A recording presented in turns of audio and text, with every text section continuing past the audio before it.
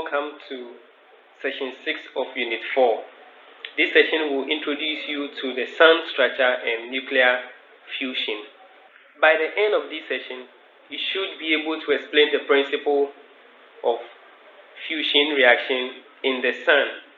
Let's look at proton to proton chain reaction that happens in the sun. The principal fusion reaction that occurs in the sun is the proton to proton chain reaction, where one proton reacts with the other to form a helium, and this liberates large amount of energy. Now the energy that is liberated is as a result of the conversion of hydrogen in terms of mass to energy. The question we ask ourselves is, what kind of fire is burning on the sun, and what keeps it burning, since the sun looks like a burning fire? Now, what kind of fire is burning in the sun? The power that is generated in the sun is located in the center and is buried deep within the sun.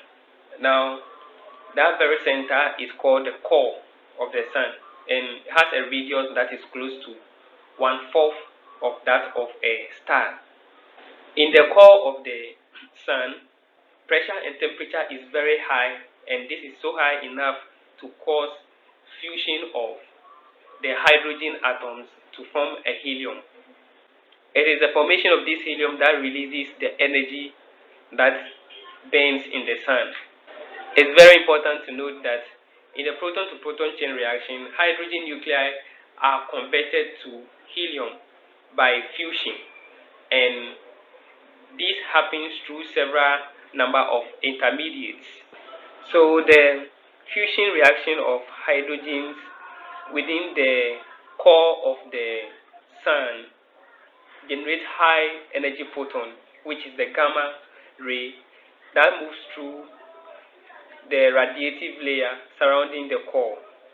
The energy produced by the fusion would then be transported to the solar surface of the sun and emitted as light or ejected as high energy particle, and we observe the light from the earth.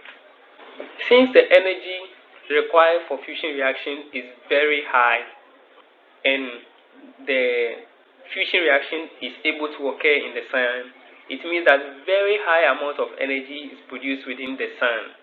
However, by the time the energy reaches the surface of the sun, things have cooled down to 6,000 degrees Kelvin, a temperature that corresponds to the sunlight we see. By now, most of the hydrogens in the atomic state and the density of the gas is low, similar to that of the gas in neon light. So the energy generated by nuclear fusion in the sun does two things. One, it converts hydrogen into helium, which we have said over and over again, or rather makes helium nuclei from protons. So we put protons together and then we get helium. Secondly, it converts mass to energy. Have you ever imagined why the sun does not explode even though there is nuclear reaction occurring in it? Now this is because the energy created by the fusion process happening within the core of the sun exerts an outward pressure. If this outward pressure is not controlled or not contained, it will cause the sun to expand, and if it were not exactly balanced by the gravitational pressure of the sun's outward layer, it will cause the sun to expand, and probably there will be an explosion, just as happens in the hydrogen bomb that is even on a smaller scale. However, a gravitational attraction of the gas mantle surrounding the core of the sun also exerts an inward pressure, and this is what keeps the stars and the suns from exploding.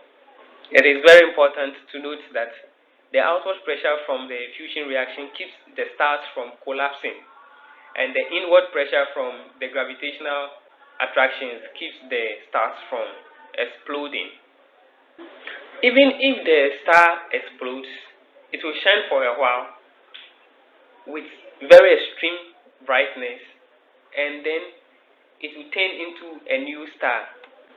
So the stars like our sun, where inward pressure and outward pressure is nicely balanced, will fluctuate but a little in brightness, and they will give off a steady stream of energy.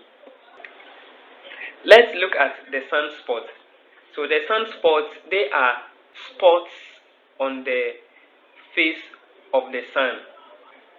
Now when we talk about sunspot cycle, then we are talking about the recurring increase and decrease in the number of sunspots over a period of averaging 11 years.